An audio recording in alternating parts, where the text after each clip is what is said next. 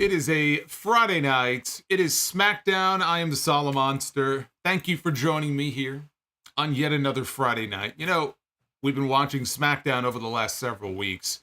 Smackdown has been the Rock show, and it's been that way for weeks now. Really, this entire WrestleMania build has been the Rock show. So I was looking forward to having a night where there would be no Rock, and instead we can get back to brass tacks. We can get right down to business with Roman Reigns and Cody Rhodes, the two men in the Night 2 WrestleMania main event. The two men who are going to be wrestling for the championship, you know, the actual main event at WrestleMania this year. Because they have seemingly faded into the background in favor of The Rock and Cody, The Rock and Seth. Everything's about The Rock. So I was looking forward to getting this face-to-face tonight. And we did get a face-to-face in the ring between Roman Reigns and Cody Rhodes. And my fears have been realized. It was this creeping fear that I had in the back of my mind. I said, I really hope when I see these two out there in the ring, I'm not going to feel the way that I feel right now. But it hit me like a ton of bricks. Even though he was not there in the flesh, even though he was technically not on the show tonight, The Rock loomed large in that main event segment. His presence was felt in other ways. His name was mentioned. And placing so much of the focus on him has really killed off a lot of the juice in the Night 2 WrestleMania main event, which is really the main event that should matter the most. That is not good. That is not good. Now, we have a big main event on Night 1. Obviously, that's going to be the tag team match, and that is a big match. May end up being the biggest tag team match in the history of this company, the way it's being positioned right now. And the star power that's in the match. But this segment tonight did not help matters. Once you actually saw Roman and Cody out there, going back and forth, trading barbs at each other, didn't exactly light the world on fire watching these two in the ring exchanging shots, if I could even call them that, at each other in the ring tonight. I thought it was a really lame ending to overall what I would say was a decent show. And that's about as far as I would be willing to go to describe tonight's SmackDown. I really was not feeling this episode tonight. Really wasn't. The thing with this Roman and Cody segment, I thought that there would be some new ground covered in some way. Some new ground, some new wrinkle, something. And instead, what we got was paint-by-number stuff. We had Roman come out there. It's to the point where Roman Reigns is almost too laid back when he's out there. Like he doesn't even care about this man. Cody's out there saying the same stuff that he's been saying, for the most part. And there was one exchange during the segment. And it may end up having significance later on down the road, but now, he mentioned the fact that Roman had called him the greatest number 2 of all time. You can't be number 1 because I'm number 1. I'm the best. I'm the greatest. And Cody made his case and said, no, I'm not number 2. I'm the one. But there was an exchange during this segment where, and this was kind of the point of what they were trying to do. Really, if this is why I said what I said before about how Rock loomed large, because they made it about the tag team partners on Night 1. Can you trust your partner? It's and then Samoa bro. Cody turned it around and threw it right back in The Rock's face and said, can I trust my partner? I think you have to worry about whether or not you can trust your partner. And so the story now is that can Cody trust Seth, but can Roman trust The Rock? And then he made a comment about how I'm a little curious about the hierarchy here of the bloodline. Does everybody answer to the tribal chief? Is he the end-all, be-all, or is it the final boss?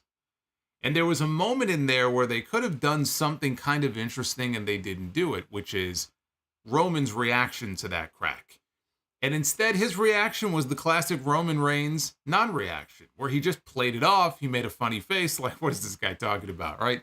Like, this guy's an idiot. He doesn't know what he's talking about. And he just played it off.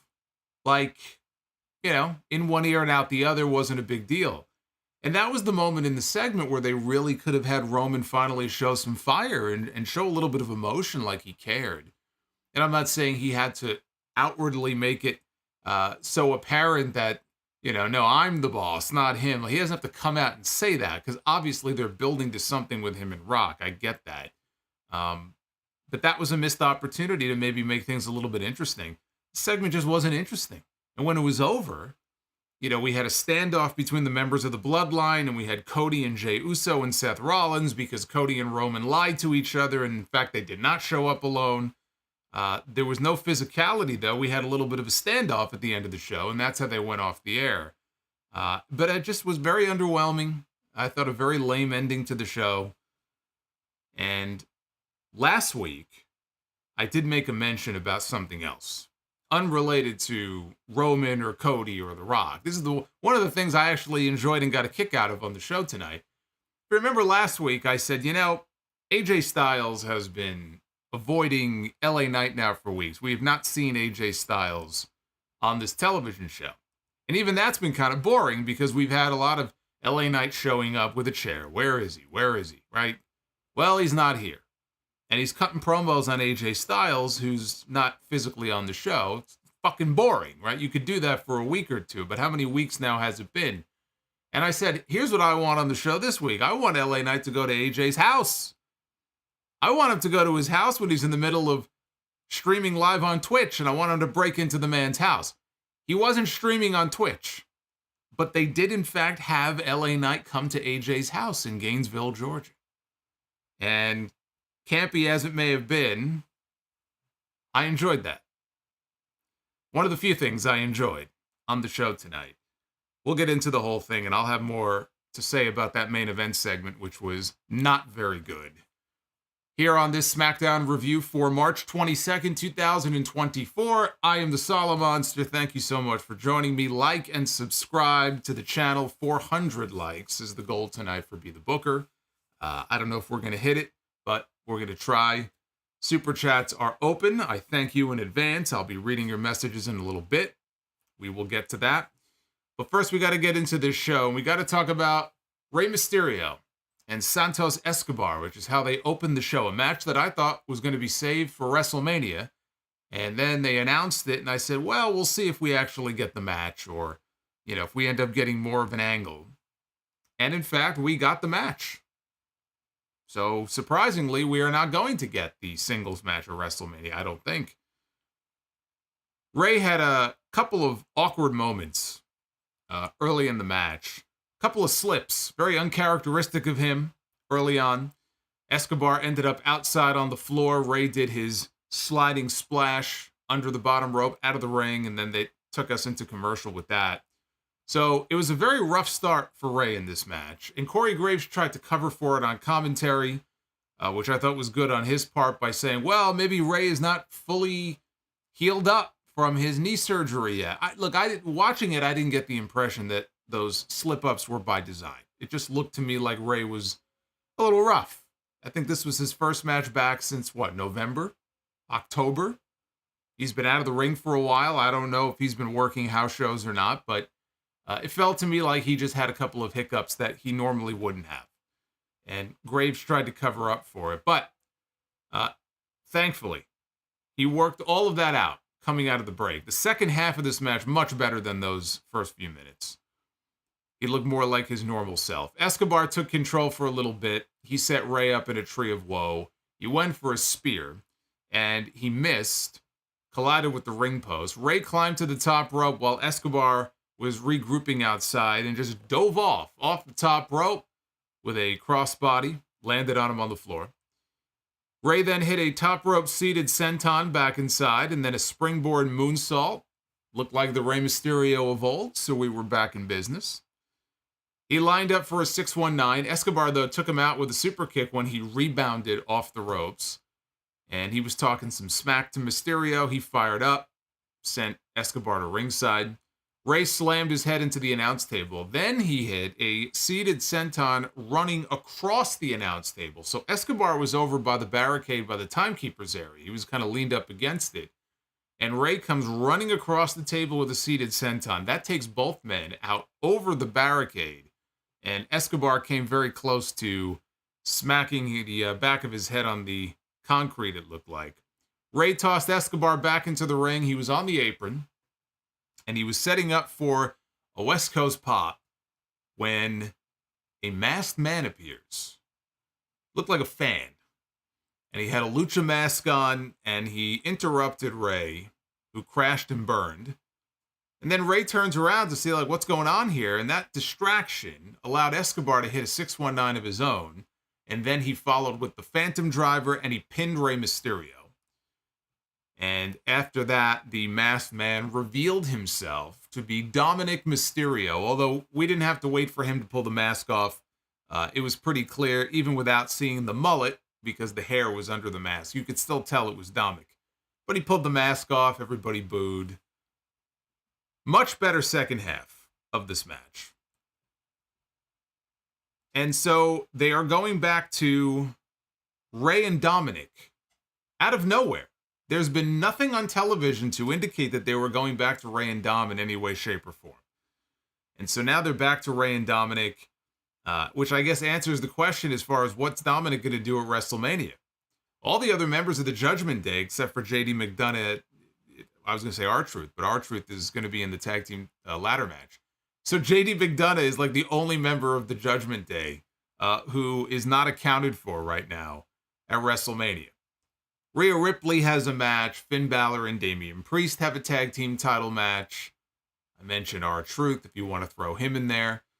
And so it's been a matter of, well, what is Dominic going to do? Now we got our answer. We know who he's going to be involved with. I'm thinking we get a tag team match, but maybe not the tag team match you may be thinking of. I don't think they're going to try to, kind of fill the match with all the members of Legado and all the members of the LWO, because that's not a WrestleMania match. You want to do that match, you do that match on TV. I don't have any interest in seeing that at WrestleMania. The match I think that they are building towards, it feels like to me, is going to be Escobar and Dominic on one side, Rey Mysterio and Dragon Lee on the other. You know, Dragon Lee, they build him as almost like the heir apparent to Rey, like the next Rey Mysterio, which is a hell of a thing to say about somebody. But I think they've kind of mentioned that on TV in the past. And he is the one that Triple H is clearly trying to build up, although he's cooled off a lot over the last several weeks. We saw him at the, what was it? Was it Vengeance Day? Whatever the NXT show was at the beginning of last month. And then after that, again, I don't know if it was an issue of a visa problem or a minor injury, but he just disappeared. Dragon Lee was getting a decent push there, and he just vanished for like 5 weeks from TV. And then he reappeared, and then he got beat quickly a few weeks ago. So he's really like, they've super cooled him off for whatever reason. But they could get him back on track. You pair him up with Rey, you put him in a big tag team match at WrestleMania. I think that's where this is headed. He makes a lot more sense than Carlito. Carlito is not, in a position where, even though he's part of the LWO, he's not being pushed in any meaningful way. And I wouldn't waste that spot on him when you've got Dragon Lee right there, and Dragon Lee is the one who's in need of getting, some of his heat back here. So I think that's the direction we're headed for WrestleMania. Hi, Chief Peter Maivia. Name out your fucking mouth! Oh boy. You can't piss the Rock off when you talk about the High Chief. Can't be doing that. Hey, Ted Evans, thank you, man. I'm going to get to your question. I see your question. I'm going to get to your question in a little bit, and everybody else here. Backstage, Bayley approached Naomi and thanked her for her friendship because she said it's been hard to come by lately. Bianca Belair showed up and told Bayley that you deserve everything that's happening to you right now. Again, Bianca tells it like it is. Bianca is no fan of Bayley because Bayley and Damage Control have made her life a living hell for the past 2 years. And so she has no interest in being Bayley's friend.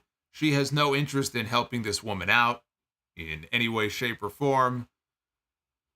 But she shows up and says, you deserve it all. Naomi eventually has to kind of pull her away to try to calm her down. After a break, they show Cody is in the back, sitting at a table in the hallway, signing posters. And here comes Naomi and Bianca. They're still bickering after what happened in the previous segment. So we see Cody sitting there, but now the two ladies are walking down the hallway. And Naomi said, look, everything that you said was perfectly valid. Like, you're right. You're right to feel the way that you feel. But there's nothing that you can do about it now. She said that she's not going to back down, but she knows that she needs help just like Bianca needed help in the past. Nobody can take down Damage Control alone, and she walked away, which left Bianca by herself to contemplate things. JP says, Bianca on her Drew bag. Tell you, Drew McIntyre, a lot of what he says makes sense, and a lot of what Bianca's been saying makes sense.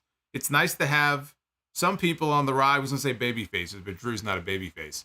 But it's nice to have some people on the roster who actually think. They actually think rationally about things.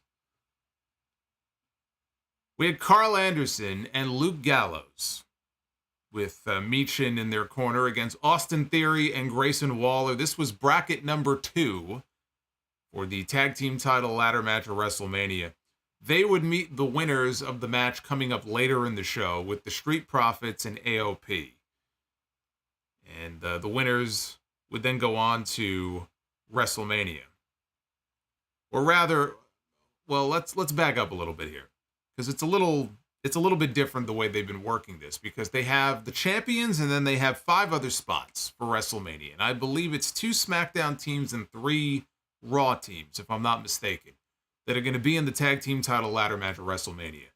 And so the winners of, well, let's see, next week they've announced, well, we'll talk later about what they announced. I don't want to give the spoiler away yet.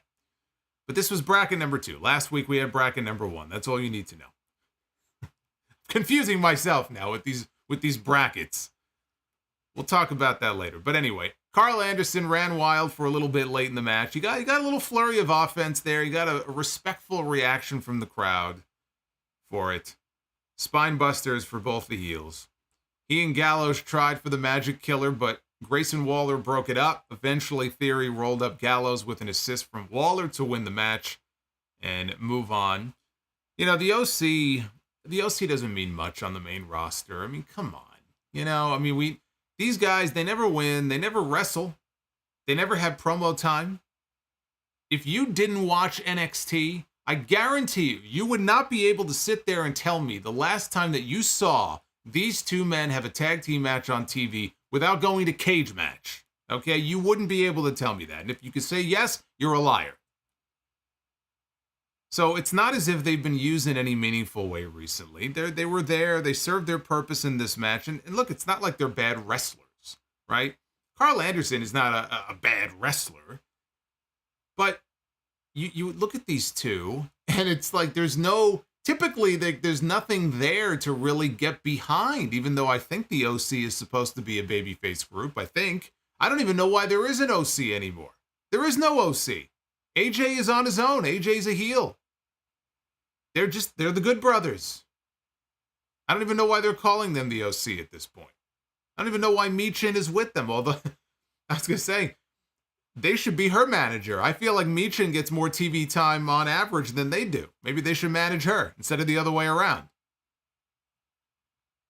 But they actually showed more life here than I can remember them showing. But, you know, again, that's because it's actually been a long time since we've seen them outside of their pair of NXT appearances recently.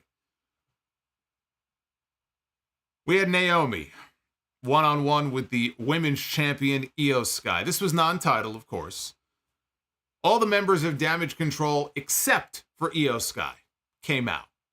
And Naomi is in the wing, in the wing. She's in the wing. Naomi, oh boy, what do we got tonight? Let's see. Oh, strong stuff here. I'll leave that up to your imagination. I guess I hit it a little early tonight. She's in the wing. And we see up on the Tron that IYO SKY is not out there because she's in the back. And why is she in the back? She's in the back because she's assaulting Bayley, beating her up. And Nick Aldis had to come over, and Shane Helms had to come over, and a gaggle of referees had to come over to break things up between them. By the way, when Damage Control walked out, Asuka was with them. And she was hopping up, she was hopping up and down, so that's a good sign. We were a little worried about Asuka last week at the end of the show. She was limping. Clearly she was hurt. We didn't know how badly it was. And then they pulled her from the house shows as a precaution. That's never a good sign that they pull somebody from the road like that. But she was out there tonight and she was bouncing up and down, so she can't be that hurt. If she is hurt, she's not that hurt. But anyway, so yes, Bayley got her ass kicked in the back. And then eventually Io finally came out. And then Io sent her girls to the back. They did not come down to the ring with her. Naomi had the upper hand, ran Io into a turnbuckle before hitting a crossbody from the top rope. That's right, a gaggle of referees. That's what they were. So she also hit, Naomi did a split-legged splash in the corner for a 2 count. Io quickly came back with a shotgun drop kick.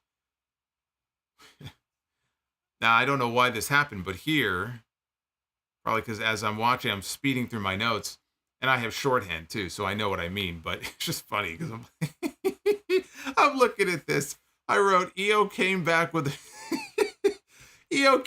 a shotgun, period. Now, I know what that means, but I'm just looking at it, and it's just funny to look at. Io did not come back with a shotgun. That would not be legal here in this match. And frankly, this feud is not hot enough to warrant Io coming back with a shotgun, so that did not happen. But I digress. So Io went to the top. Naomi popped up and cut her off, and then hit a superplex for a near fall. Got a good near fall, actually, out of that. Io came back with a standing double stomp. Naomi, though, came back with a draping facebuster. Here comes Damage Control, including Asuka, running down to the ring. And that distraction was good enough for Io to take advantage and then hit the over the moonsault to pick up the win. Yeah. Io had murder on her mind. I think Io could probably murder somebody without the shotgun. I don't know that she needs a shotgun. Probably not. Don't watch that. No. If you did not see this show tonight, do not now get excited to watch it because you think that Io came out with a shotgun. Fox would never allow that. Only on their other shitty programming. So after the match, Damage Control ganged up on Naomi. Asuka misted her in the face, which can only mean one thing. Jimmy Uso and Naomi will likely be welcoming a little one into the world very soon, because that's usually the way it works when you get misted by Asuka. So I would keep an eye out for the announcement soon. Now Bianca Belair's music hits. She runs down to the ring. She wiped out all of Damage Control. Then she lifted Kairi Sane up. Looked like she was going to go for the KOD, but Dakota Kai chop blocked her. And they all ganged up on her as well. And the crowd chanted for Bayley, but there was no Bayley. And Damage Control celebrated to close out the segment.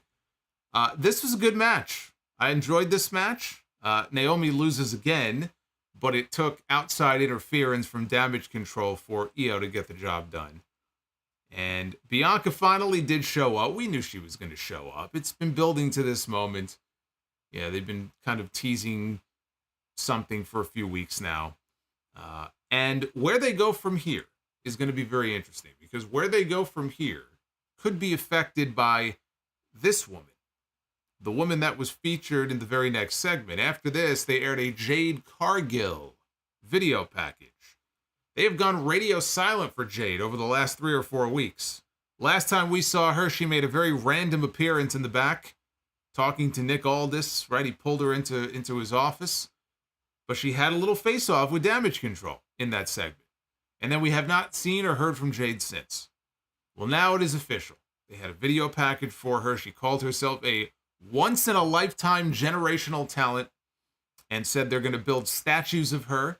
And we don't have to like it, but we damn sure can deny it. And that's why she is taking her talents to SmackDown. So it is official. Next Friday, she's going to make her first official appearance as a member of the SmackDown roster. So Nick Aldis got Braun Breaker, who they also aired a video package for tonight. He got Braun Breaker, and here he got Jade Cargill. This guy's making moves like he's Tony Khan. And meanwhile, you got Adam Pearce asleep at the wheel like Paul Levesque, allowing the other guy to pick up all these free agent talents. Nick Aldis is making moves here on this show. So now the question is this. Do they add Jade to this storyline with Damage Control? Remember what I pitched many weeks ago? The idea that I pitched was Bianca and Jade. That way you have Jade at WrestleMania, but not in a singles match. And you have Bianca and Jade as this unstoppable force challenging Asuka and Kairi for the women's tag team titles at WrestleMania and winning the women's tag team title. And I know all the Asuka fans are not going to want to hear that because Asuka, I think, she still has yet to win a match at WrestleMania. All the Asuka fans are hoping that this is going to be it. This is finally going to be the year. But I'm sure Bill Goldberg is somewhere putting some kind of voodoo curse on Asuka, so she's going to lose at WrestleMania anyway. But you do Bianca and Jade against Asuka and Kairi. But there are other options here. And one of those other options is poor Dakota Kai would have no match at WrestleMania if they do that. Because we know IYO is wrestling, and then you would have the women's tag team titles on the line, but then Dakota has to just stand outside. If they want everybody involved, you do a 6-person tag. And you could do Bianca and Jade and Naomi against Asuka, Kairi, and Dakota. And the only drawback is the women's tag team titles are not defended at WrestleMania, but who gives a shit? If they are, they are. If they're not, they're not. I personally don't give a damn. So those are two options right there, but there's another segment that aired after this in the back where Bianca was helping Naomi try to wash the poison mist out of her eyes with bottles of water. And Tiffany Stratton walked by. And Tiffany Stratton said, "Hey, that's a pretty good look for you, Naomi. Toodles." And then she walked off. And Bianca looked like she wanted to murder this woman. But she didn't make the crack about Bianca. She made the wisecrack about Naomi. So again, I go back to what I suggested before. You can have Bianca and Jade as partners taking on Asuka and Kairi for the tag titles. And you could do Naomi in a singles match at WrestleMania for that wisecrack against Tiffany Stratton. That's also a possibility. So I don't know ultimately what they're going to decide. I just cannot imagine that after weeks of nothing, we now get a video package for Jade Cargill announcing that she is officially part of SmackDown and she is going to be on the show next week. Okay, that's going to be a little over a week before WrestleMania. Now she's going to show up as an official member of the roster, and you don't have anything for her to do at WrestleMania? I don't buy it. I think Bianca and Jade are going to go after the tag team titles. That's what I think. And you could put the titles on them. They could be this dominant team. It's actually it would, I think, be a very smart way to help get Jade over in a major way, where eventually when you split them, now you've got this huge singles match you can do, Bianca against Jade. So you bring them together at first as partners, and then you always have the inevitable breakup that can lead to the singles match way down the road. I think that's the smart play here. The backstage, Nick Aldis, who had one bad wing, unlike the wing that Naomi was standing in before. He has one bad wing because he had surgery this week for a torn bicep. Now, I don't know exactly what happened. It was some sort of off work, I guess, fluky thing that happened to him. I don't know how it happened. But he tore his bicep. He had surgery the other day. He was in the back. He was speaking to Kevin Owens when Pretty Deadly walked up. Owens and Pretty Deadly, they argued. Owens challenged them to a match next week. It'll be him and a partner against Pretty Deadly. And he was also bragging about the fact that it was in this very building. I think they were in Milwaukee tonight. In this very venue, a number of months ago, he punched 2 people in the face at the same time with one punch. That was Austin Theory and Grayson Waller. Randy Orton appeared. A wild Randy Orton showed up here. And Owens asked him to be his tag team partner, and he said yes.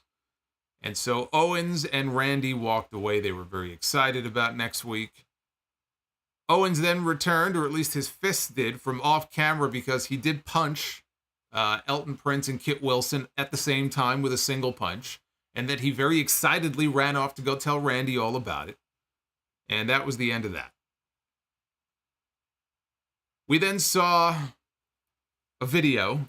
I guess this was, now, did they say if it was from yesterday or the other day? I don't know what day it was, but this was filmed at the home of AJ Styles in Gainesville, Georgia.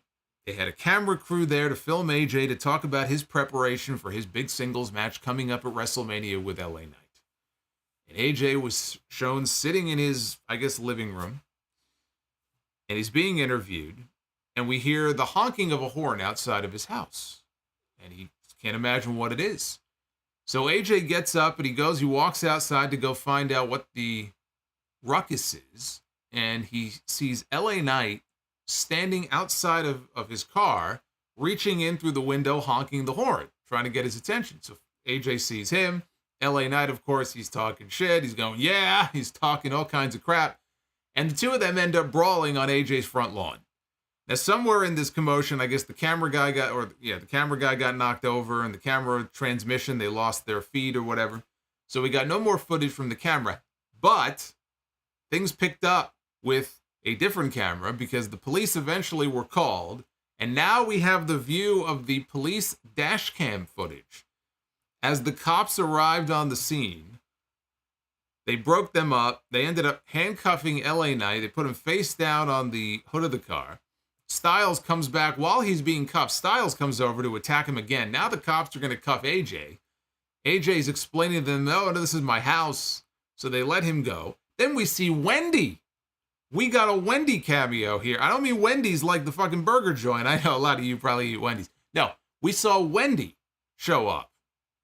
Samoa Joe must be so excited sitting at home watching this. Wendy came out to calm her husband down so he didn't get arrested. This whole community, they were waking up the whole community. The community was being awoken here by this commotion outside.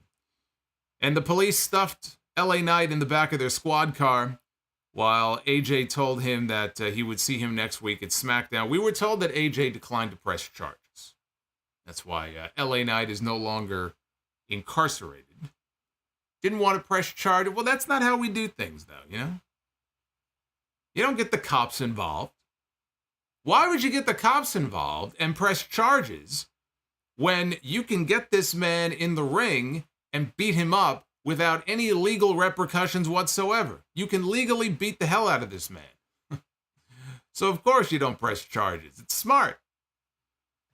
But they actually did it. They actually did. They sent this guy to AJ's house. I saw this. I couldn't believe it. I still think it was a missed opportunity, though, because even though I was happy to see that they did this, I wish he actually made it inside the house. Now, I know, they did this many years ago with Triple H and Randy Orton in the build-up to WrestleMania 25, and it was so corny, and I know some people loved it and look back fondly on it and whatever, and it's hard not to do a segment like this and not have it be too campy and corny. But, in this case, I think it would have been fun to see him actually get into the house and make use of the setting. Brawl inside a little bit, have it spill outside. I feel like they half-assed it here. But I will say, I do appreciate at least them going out of their way to explain why they had a camera crew there. Because they were there to interview AJ in preparation for his match at WrestleMania about what he is doing to train and get ready for the match with LA Knight. So that made sense. The rest of this may not have made sense, including the, I guess they do release dash cam footage, I suppose. I mean, the rest of this was obviously completely ridiculous, but this was the high point of the show.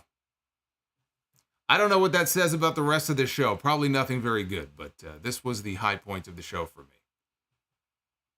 We had the Street Profits against the Authors of Pain. This was the other match in bracket number 2 here. And by the way, before I say anything else, I do want to extend my condolences to Angelo Dawkins. I don't know how many of you saw it, but he did recently lose his mom. I know he posted that on Instagram the other day, so I was very sorry to hear that. That is the worst kind of pain. But AOP had the upper hand early on Dawkins. Montez Ford tagged in, and he went on offense for a little bit until he went for a flip dive out of the ring, a wild dive out over the top rope. The only problem is, Akam and Razar, they caught him, and they got him in a powerbomb position. And Angelo Dawkins was outside. He was coming over to help his partner. They threw Ford into Dawkins. And then they threw us into the commercial break. Montez Ford, he took a lot of the punishment during the break until eventually he got the hot tag. Dawkins cleaned house for a little bit. Ford tagged back in, and AOP took control again. They went for their finish. Dawkins, though, broke it up, and Ford ended up rolling up Akam for the flash pin, and the Street Profits are moving on. And so here's how it's going to work. This is where I got confused before. So next week, it's going to be the Street Profits taking on Grayson Waller and Austin Theory. Pete Dunne and Tyler Bate in the other match are going to be taking on Angel and Humberto of Legado del Fantasma. The winners of those matches are not wrestling each other. The winners of those matches will grab 2 of the spots in the ladder match of WrestleMania. So you win next week, you go to WrestleMania. It's very simple. Now I look at these 2 matches, what do I see? I look into my crystal ball, and what do I see? I see AOP. That's what I see. I see AOPP. I'll never forget that angle. They're going to cost the Street Profits their match next week, is what I believe. And I think Austin Theory and Grayson Waller are going to be going to WrestleMania. I think the heels are going over in that match, and I think the baby faces are going over in the other. And Pete Dunne and Tyler Bate will punch their ticket to the ladder match of WrestleMania, which should be right up their alley. I think they'll thrive in a match like that. Not that Legado wouldn't, but I think that Dunne and Bate, they're going to Mania. And so what that does then, it opens up the Street Profits to tag with Bobby Lashley at WrestleMania against the Final Testament, because by no means, watching this, did I get the impression that this feud, that this program with these men is even close to being over. If it's going to be over, it's going to be over at WrestleMania. And also, I just can't see Bobby Lashley. I do not want to see Bobby Lashley go 2 straight years being left off the WrestleMania card when you have 2 nights of WrestleMania. And supposedly they're looking at about 7 matches per night. That's 14 WrestleMania matches, not counting anything that may be added to the pre-show on each night. Or maybe that'll include the pre-show. Maybe they'll lump the pre-show in there. But what I heard is that they're looking at 14 matches total. You mean to tell me with 14 matches and you got 2 nights of WrestleMania, you're going to go 2 years in a row and not have Bobby Lashley on the show? He's got to be involved. They already gave us Lashley and Karrion Kross one-on-one the other week. So that's what I think we're headed towards. We're headed towards a 6-man tag at Mania this year.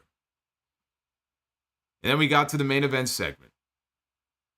Roman Reigns and Paul Heyman were out for the big face-to-face to close out this show. They built the entire show around this. They saved this for the very end. You know how they say they saved the best for last?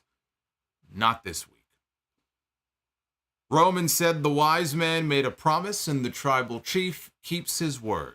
He said he's here all by himself except for Heyman, who he says is no physical threat, which is pretty apparent. He says Cody Rhodes should come out here and join Milwaukee in acknowledging him. And they showed Cody walking in the back, and he is going to be out to the ring after one final commercial break. Come back from break. Cody comes out, does the whoa. Big reaction for Cody. He gets into the ring, and finally, at long last here, in this build to WrestleMania, we have the 2 principals in the main event of Night 2. The real main event of WrestleMania this year, what should be the real main event of WrestleMania, in the ring by themselves, face to face. Cody said that if Roman came alone, then I came alone too. And Roman laughed and called him a fool. He called him stupid. From his perspective, Cody is not fit for this job. He is not fit to be the man. He is not fit to be the face of this company because he's an idiot. He's thinking with his heart when he needs to start thinking with his head. Said he aligned himself with Roman's little brother, Seth Rollins. And what happened on Monday? He said Cody was in a little bit of a jam, but where was Seth at? Because it seemed like he was showing his true colors. He said, what did Seth say? He was going to be your shield? He said, you understand that I was in the Shield with Seth. We had a bond. I thought that we were becoming family, and what happened? Said he stabbed me in the back. What do you think is going to happen to you? And that's why I think you're a fool, plain and simple. So even here, so far in this segment, the focus is still the tag team match on night one. Cody says, we all remember the Shield. Shield was unstoppable. You guys were undefeated. Let me ask you something, though. Do you remember the first team that did beat the Shield? He said, I'll give you a hint. The last name was Rhodes. What a great match that was, by the way. Battleground 2013. One of my favorite matches that year. Cody and Dustin Rhodes, or Cody and Goldust, beating Roman and Seth to win the tag team titles. Great moment in the ring with Dusty. Got to see Dusty give one final bionic elbow to Dean Ambrose outside the ring. That was a great match. That was a great match because you know what? The story was great. And when you have a great story, and then on top of that you have a great match, I mean, that's the ultimate 1-2 punch. It was great. Anyway, Cody said, I appreciate the wisdom. And he looked at his wrist. And he said, yep, I've got my bullet cufflinks on tonight. And he's certainly no stranger to factions. Little Bullet Club hat tip there. But this isn't a faction that we're talking about. The Bloodline is not a faction. It's family, above all. So, can I trust Seth Rollins? You know what? You might be right. And he mentioned that Rollins hates his guts. But I know one thing. He hates you even more. And then Cody asked Roman, can you trust your partner at WrestleMania? Can you trust The Rock? He thinks that they're all slightly confused, he and the fans. He said, you know, in the pantheon that is the Bloodline, who really is the one in charge? Is it the tribal chief or is it the final boss? And Roman had an opportunity there to at least show some disgust or disdain or get a little bit angry, get a little bit animated, get a little hot. And instead, he kind of just brushed it off. And he said, see, this is what I'm talking about. Spoken and spun like a true politician. He said, what are you out here for? Are you running for governor? He said, anybody got a kid they need kissed? You got to be careful when you say stuff like that in the wrestling business. He goes, that's all Cody does is promise this and promise that. But he doesn't ever keep these promises. He tells these people all these lies. And nothing ever happens. He says nothing ever comes to fruition because you're number two. And the fans boo. And he says, no. He goes, look, I say that with respect. He goes, Cody is the greatest number two of all time. But that's all you are, is number two. And that's all you'll ever be because I'm number one forever. Cody said, let's get real. Roman grew up in this industry same as I did. Roman was a little kid looking in the mirror, wanting to be the face of a generation. And he says, we're talking Bruno, we're talking Flair, we're talking Hogan, we're talking Austin and Rock and Cena. Cody has conceded to the idea that the generation that follows us, our kids, will probably grow up wanting to be the next Roman Reigns. We should all, by the way, aspire to be the next. I'm not even a kid, and I aspire to be the next Roman Reigns. I, too, would like to get paid a shitload of money and only have to show up a handful of times each year and wrestle maybe 5 matches in a calendar year. And I don't begrudge him for it. Hey, man, if you can get that deal, that's pretty sweet. I think all of us should aspire to be Roman Reigns. He goes, that is Roman's destiny. He's going to be the face of this generation to a lot of kids and a lot of fans. But Cody feels that Roman is unfamiliar with his. He goes, I'm the greatest number two. When it comes to WrestleMania and who beats you for that title that you've held for all this time, I'm not number two. I'm the one. He says, good luck at WrestleMania. And Cody extends his hand out for a handshake, and Roman looks at him like he's crazy. And so Roman, he throws the mic down, he backs away. He does not shake Cody's hand, but he shakes Paul Heyman's hand. And then the two of them leave the ring. Now this got a little awkward because the crowd was dead silent you would think for a segment, Roman Reigns, the biggest star outside of The Rock, the biggest star in this see, this is part of the problem, by the way, when I talk about The Rock overshadowing everybody and Roman Reigns ever since this started, feeling like the little brother of this feud. He calls Seth little brother. Roman is little brother to The Rock. And so maybe it's starting to have an effect on him. I don't know. But for someone who's supposed to be the top dog in this company, and then you have Cody, who is the heir apparent and the top babyface, as Roman and Heyman left the ring, you could hear a pin drop in this building. It's like you're expecting, okay, there's got to be more. And there was more, and yet it still felt underwhelming. But Roman leaves the ring, and he's standing around for a long time, and nothing is happening. And I think maybe they were expecting the crowd to be a little more up.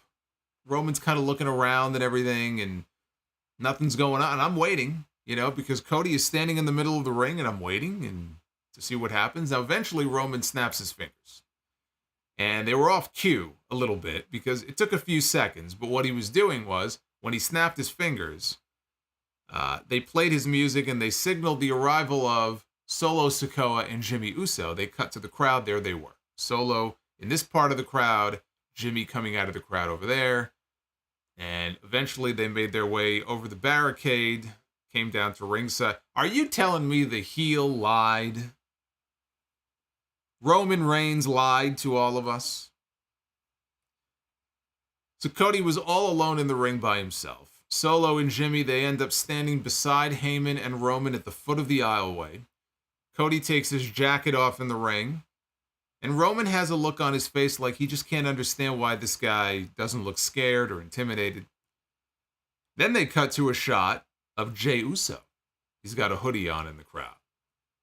And in another part of the crowd, also in a hoodie, is the World Heavyweight Champion, Seth Rollins, little brother. So they end up getting up on the apron, and they stood with Cody. Well, Cody was technically in the ring. They got up on the apron right in front of him, and they stood together, and we had a stare down. The Bloodline on the floor looking up at them, and the baby faces in the ring looking down at the Bloodline, and they changed Roman's music to Cody's music, and that is how they went off the air. Here's what I liked, and get that out of the way first. I liked the fact that we had a week where the focus was at least a little bit more on Roman and Cody going into their match at WrestleMania. And yet, even without The Rock being on the show, we're not going to get The Rock back on TV, I believe, until April Fool's Day, which is that Raw. They were hyping it up pretty hard in the commercials tonight. Raw is coming to, I think, Barclays here in Brooklyn on April 1st. Rock will be on Raw. I don't know if Roman will be with him, but Rock will be on Raw. I don't know if he'll be on SmackDown that Friday, but we probably won't see The Rock until the beginning of April. And so even without him there in the flesh, his shadow still looms large over everything. Because even in this segment, the majority of this segment tonight was not about the title.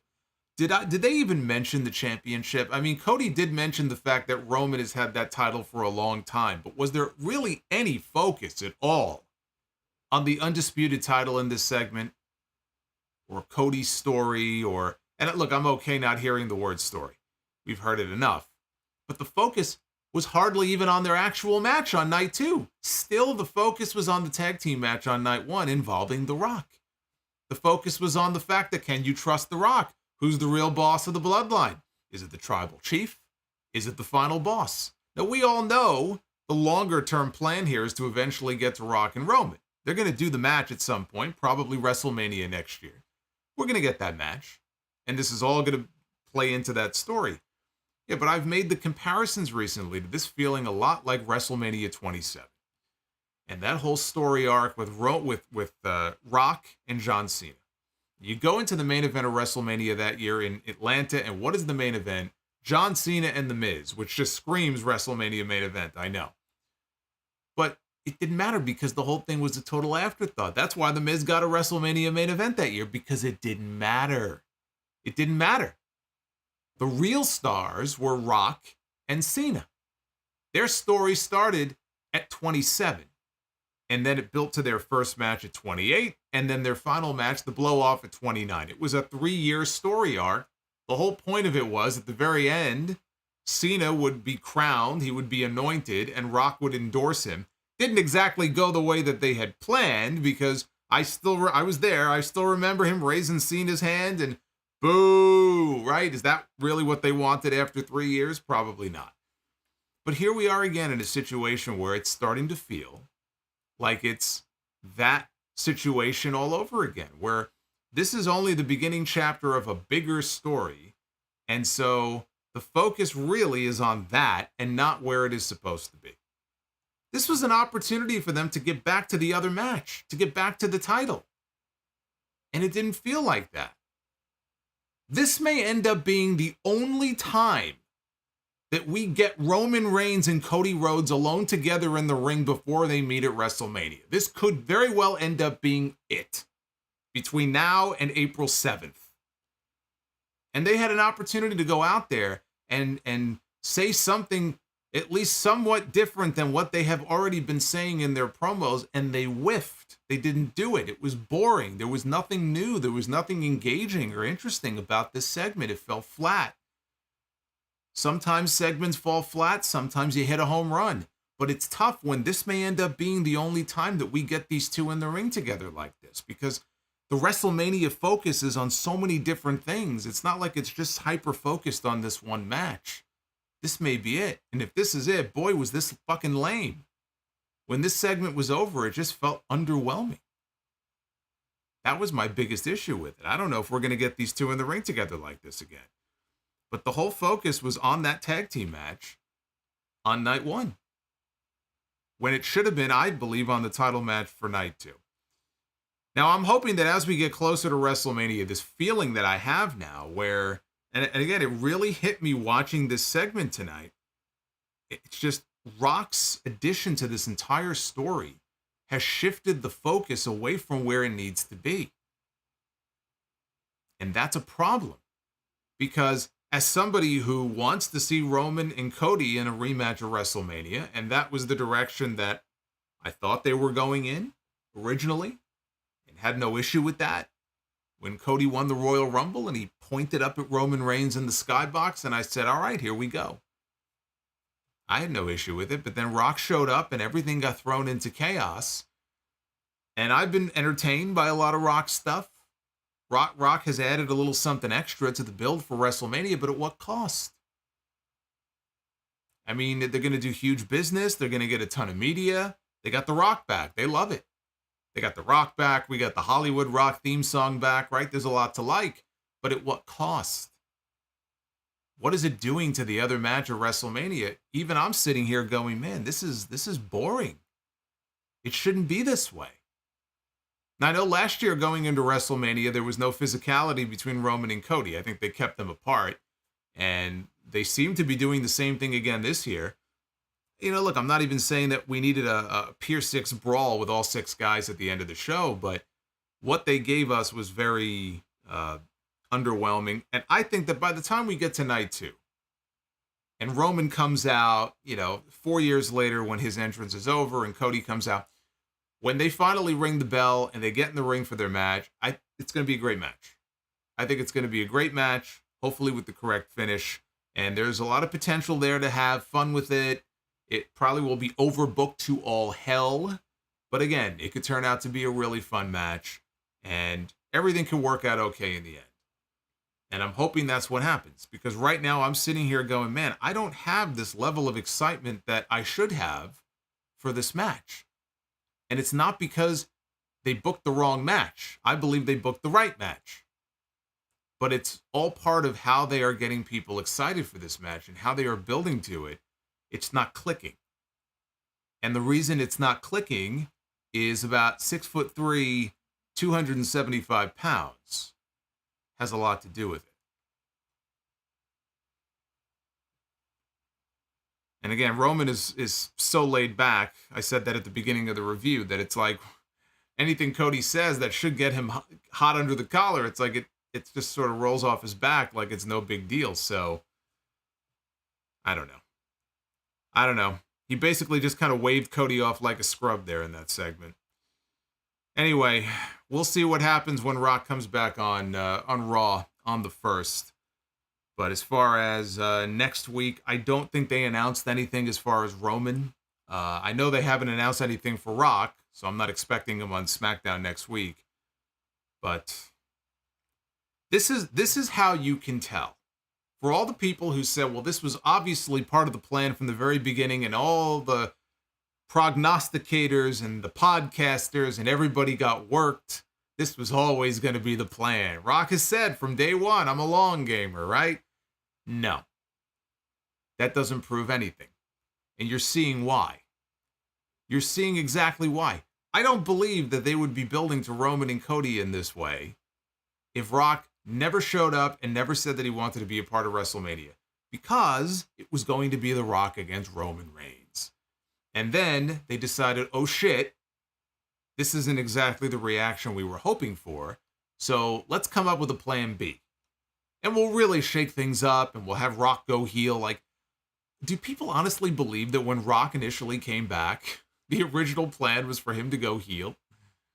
I'm glad he did, because it freshened the character up, and so I've enjoyed that, but give me a break. I've seen enough of this build now to know that there's no fucking way that this was originally what they had planned for these two guys. And the reason I think why it rings so hollow is because this was not the original plan. They had to call an audible. But it's all about Rock. He sucks the oxygen up in the entire room. You know, it's hard to breathe. It's part of the problem here.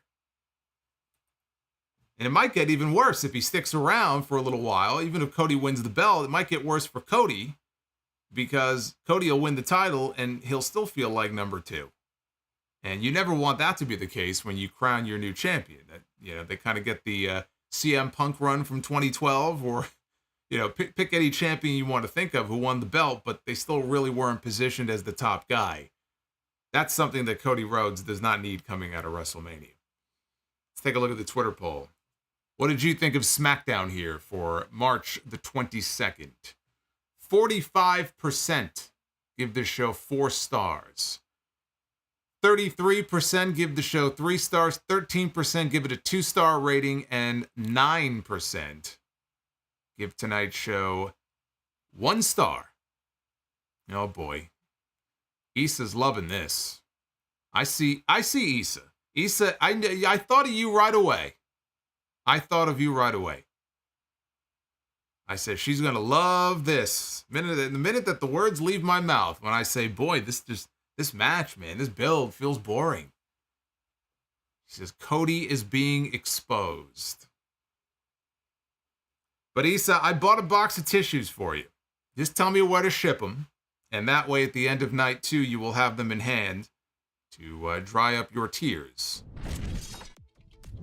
When the tribal chief is forced to sulk off at the end of WrestleMania without his belt. You got like a P.O. box or something, just let me know. I got the good stuff too. It's like 3-ply. Like no matter how much you cry, like it won't tear a hole in the tissue. Like it's really sturdy, you know? I got the good stuff. Only the good stuff for you. All right, let's talk about your super chats. Let's get to your questions here. She'll be in Philly. I'll be in Philly. I'm not going to be at WrestleMania, but I'll be in Philly. I'll be in Philly a couple days. But I'll be here on Saturday and Sunday with all of you, so we can talk about WrestleMania. Let's start off with the early super chats, because we had some that came in early, as always. The early ones have stopped showing up in the sidebar on the left. Let's start with the early guys here. Let's start with Orioles Peak. Orioles Peak says, Pierce is the worst GM ever. He's got no game. He doesn't. I'm telling you, man, he's like Paul Levesque. Whiffing on all of these free agents. We have got Prince Vegeta. You should do a watch along on his personal favorite WrestleMania match, Shawn Michaels and Kurt Angle.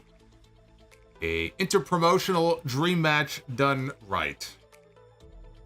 One of the greatest WrestleMania matches of all time. You have good taste. Arabian Night, wow, that main event segment was awful. Not compelling at all. Mr. Andrew with a $4.99. Have Cody and Roman run out of new things to say? Also, what is with them refusing to do anything physical in this build for the second year in a row? Probably don't want them to get hurt. They better hope that they don't get hurt on night one. What a disaster that would be.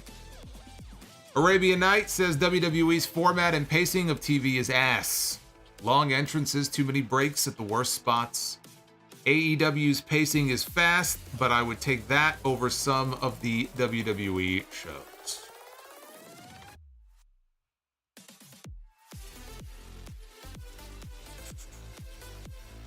We have got Chris Auditor. Here we go.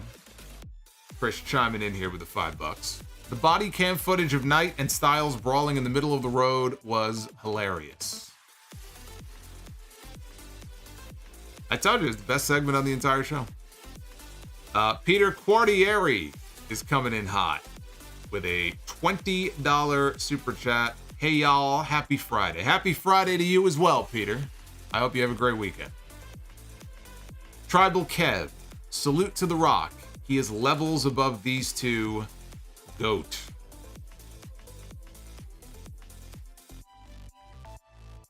Hard to argue, right? Ted Evans says, what is the greatest WrestleMania main event build? I'm still very partial to Austin and Rock at WrestleMania X7. Partially because of that awesome video package. So maybe I'm a little, my opinion is a little colored maybe by the My Way video package that they put together. Because honestly, if you think about it, the build was not the best for a WrestleMania main event. Especially when they had Deborah involved for about 2 weeks there. Thankfully, they quickly abandoned that. But the greatest WrestleMania main event build, it's either WrestleMania 5 with Hogan and Savage, or, well, you know what? It may be Hogan and Savage. I may go WrestleMania 5. I mean, that was built up over a period of what? Probably close to 18 months. They took their time with it. It was one of the, still to this day, one of the greatest angles in WrestleMania history. I vote for Hogan and Savage. And that WrestleMania did big business too. BCOM see clearly, Kendrick Lamar just started a rap war and dissed J. Cole and Drake. Rap is a contact sport, not a friendly sport. This is rap related. Ask the chat. The hell does that have to do with wrestling though? So Kendrick Lamar just started a rap war and dissed J. Cole and Drake. Okay. But how does that affect Roman Reigns? That's what I want to know. JDF VA says, bring me WrestleMania 40. Also, Seth and Punk at SummerSlam. I don't think so. I don't know that Punk is going to be back before SummerSlam, and the first match when he comes back has to be Drew McIntyre. So I think for Punk and Rollins, you are either looking at, well, you know what? You could be looking at WrestleMania next year. You could be looking at WrestleMania 41 for Punk and Rollins. MacTub, rank by in-ring, HBK, Angle, Styles, and Danielson. Whew, boy. In ring, you know, boy, I feel like you gotta go with Shawn or you gotta go with Danielson. I probably lean towards Shawn Michaels. I think I'd put Shawn Michaels in the top spot for me. And behind Shawn, probably it's either Danielson or Kurt. I'm a big Kurt Angle guy, so it's tough, man. You're putting me in a tough spot here. I'll go HBK. And Angle, and then Danielson, and then Styles. But that's a tough one. Seymour Tang. Is WWE 2K24 worse than 2K20? If so, why do you think it isn't getting as bad of a review? It has an 81 on Metacritic, but I saw you play it. It looks like garbage. It's because for me, it is garbage. Apparently on the consoles is not as garbage, but the PC version for Steam is garbage. And I can't talk about 2K20. I did not play 2K20. So other people may say that 2K20 was worse or it was more glitchy. Maybe it was. Not for me, because I didn't play it. And that's not what I said. I said 2K24 is the buggiest game that I have ever played in my life. And that is correct. Detective Tyler. Cody claimed to be responsible for the Shield's first loss, but correct me if I'm wrong. Wasn't it Bryan and two others in a six-man tag sometime in 2013? Well, yes. So what you're thinking of was a six-man tag on SmackDown. It was Bryan, it was Kane, and I believe Randy Orton. And that technically would be the Shield's first loss. So it's possible that Cody got his terminology crossed up, because when he and Dustin beat Roman and Seth, it was for the tag team titles. But technically, as a trio, the Shield was undefeated until that episode of SmackDown, so you are correct. I remember that because they made a big deal about it on commentary, and they celebrated, and the crowd celebrated like it was a big deal that these men had finally been beaten as a trio for the first time. Shayna Rooney just got home from attending SmackDown with my lovely lady. Always a good time attending these shows live. The crowd was involved, and I enjoyed the action from the matches tonight. Yeet. Well, Shane, if you enjoyed the show, that's all that matters. It's always more fun to be there live. You get the live reactions and everything. Watching it on TV tonight, this was not a great episode of SmackDown. Not for me. Alex says, Brother Solo, with WWE reaching historic lows around 2018 and 19, how impactful has the Bloodline story been since the COVID pandemic? And what should WWE do to continue this hot trend? WWE's got a lot of stars right now. It's not just the Bloodline. You've got all kinds of people who are over right now with the audience. Cody Rhodes is over. Jey Uso is over. Rhea Ripley is over. Becky Lynch is still over. You've got LA Knight who's still over. Maybe he's cooled off a little bit, but he's still over. And then you've got, of course, The Rock on TV every other week. You've got Roman, and you've got Seth. Him or, his song is over. So they have a lot of different people right now who are all hot at the same time. And as far as the Bloodline story has been a very big part of their television for the past 3.5 years. So yeah. They deserve a lot of credit for the stories they've been able to weave with this story line. And I'll give you a few examples. The Bloodline story has had a lot of threads to it. Jey Uso and Roman Reigns, their relationship is one of those threads. And that really is what kicked off the Bloodline storyline. Look at where Jey Uso was 3.5 years ago, 4 years ago. And look at where Jey Uso is right now. They made a star out of Jey Uso out of this storyline. Then you factor Sami Zayn in, who added a whole new layer to the story. And Sami, who had been there for a while and wasn't doing much of anything, on a lark, got involved in one backstage segment that people thought was entertaining, and look what it turned into. It turned into this great story, and it turned into him and Kevin Owens getting a WrestleMania main event for the tag team titles.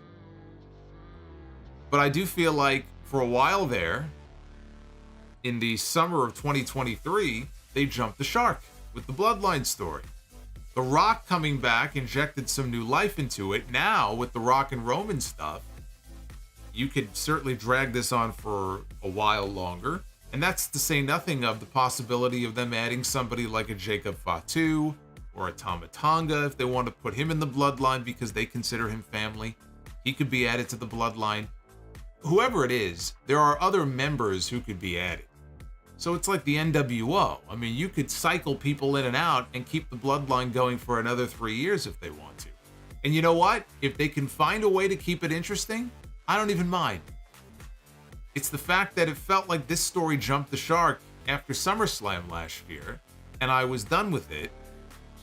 that I felt like, you know what? I don't need this bloodline stuff anymore. Once Roman gets beat, they have to move on to something else. But if they can find ways to keep it interesting, then by all means. You know, a lot of times with these factions, they kind of run them into the ground. They get boring. Something works, and so they got to keep doing it until eventually it doesn't work anymore. I mean, the NWO, don't get me started on that. How many versions of that we had? They beat that thing to death. So, yeah, the bloodline can continue for a while. You just got to find ways to keep it interesting, and that might include some new blood being added, which they could certainly do if they want. Hey, Seymour, thank you for the 5. Another 5 from Seymour. And another 5 says, do you think the hit or miss quality of the shows lately has to do with the behind-the-scenes chaos or trying too hard to get everybody TV time? No, I don't think you can blame it on that. I would not blame it on trying too hard to get everybody TV time. There are people who are not getting TV time. You know, they're pushing the people who are on the WrestleMania card this year. I do wonder, you know, how The Rock being added has changed the way they go about planning these segments out. It could be a factor. I think it could be. I also think that WWE, they have their formula. And sometimes it works and sometimes it doesn't. But, you know, there's a sameness to their shows as far as the formatting of it, the long entrances, the shorter matches, and it's going to be a hit sometimes. Other times it's going to be a miss. Tonight, in my opinion, was a miss. But they've had a lot of SmackDowns that have been hits in recent weeks that have been very entertaining. I don't think it has to do with any one particular issue. That's the same with any wrestling show. It's the same with AEW. It's the same with TNA. It's the same with Ring of Honor. You will have weeks where the show is really good, and you will have weeks where the show is fucking boring. I mean, that's not a new concept. Wrestling's always been like that.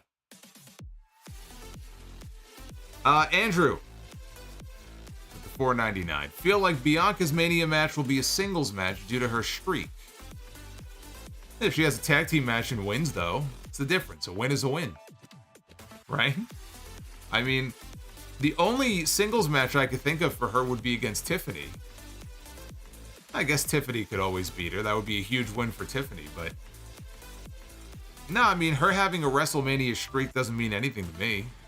I don't see what the issue is putting her in a tag match one year. If they don't have a really good story for her, then go with the match that makes sense.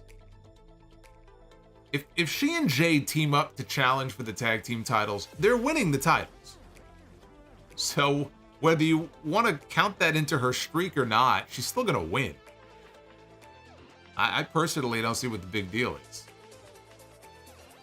Detective Tyler.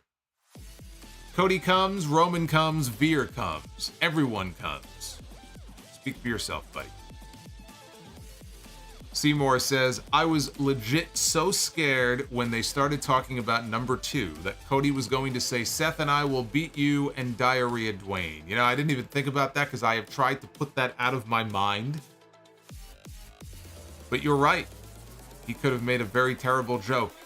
Thankfully, he didn't. Alex says, when is it ideal to have longer, more lengthier matches than having 5-minute matches? Are there certain parameters that you believe factor into match lengths? No. No. There's no system for it. It's whatever makes sense. So, for example, they had a match a few weeks ago with Dragon Lee and Santos Escobar. They went 2 minutes.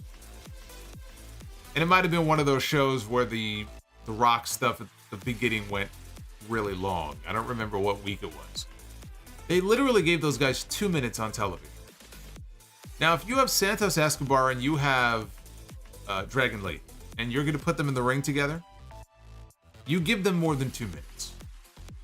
To me, that's just unacceptable. When you have two people, and their strength is really their in-ring work, above anything else. You take those two and you put them out there and you handicap them by putting them in a situation where they have a very forgettable, short, nothing match. That did more to hurt Dragon Lee, beating him in 2 minutes like that, than anything else they've done with him so far.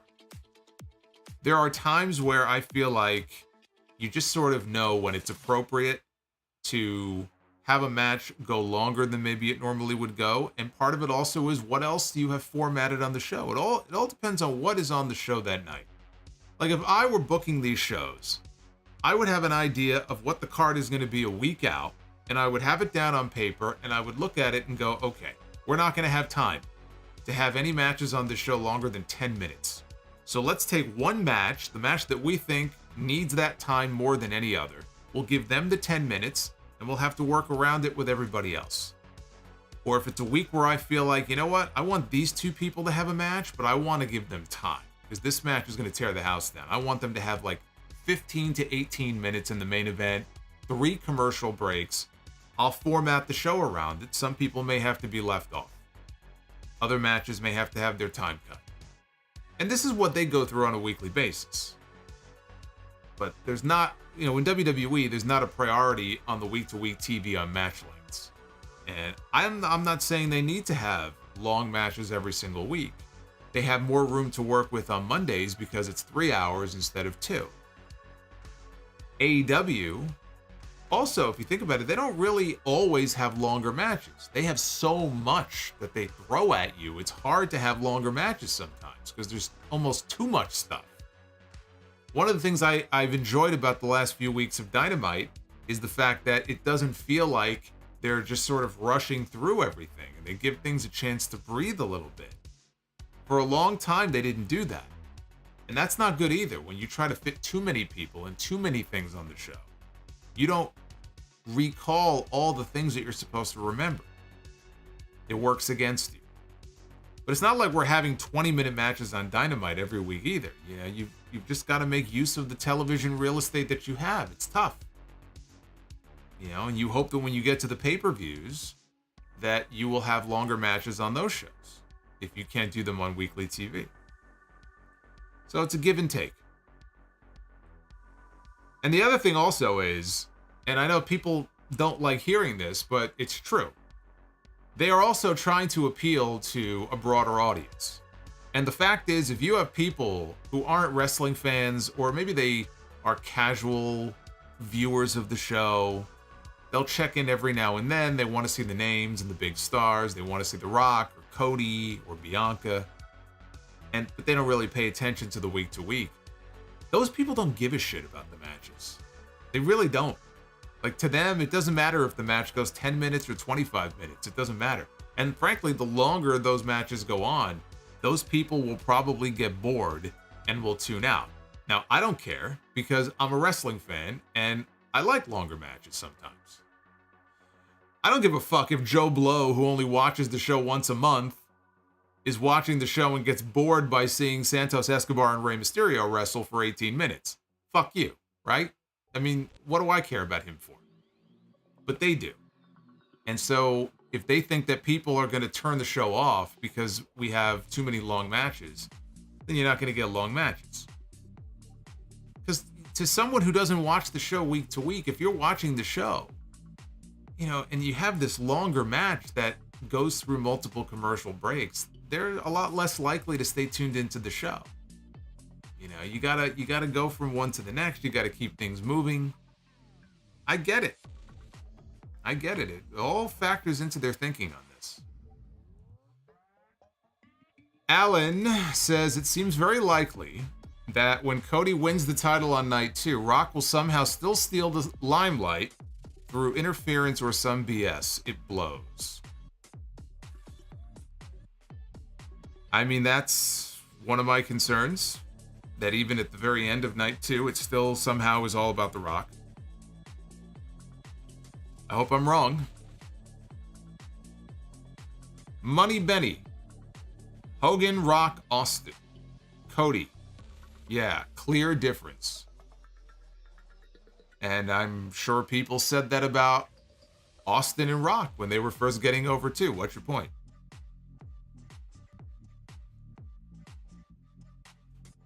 Give me back shots, Solomonster. No. But I will give you an answer to your question. He says, Gunther against Oba Femi will be a WrestleMania headliner one day. I don't know about that. I don't know about that particular match.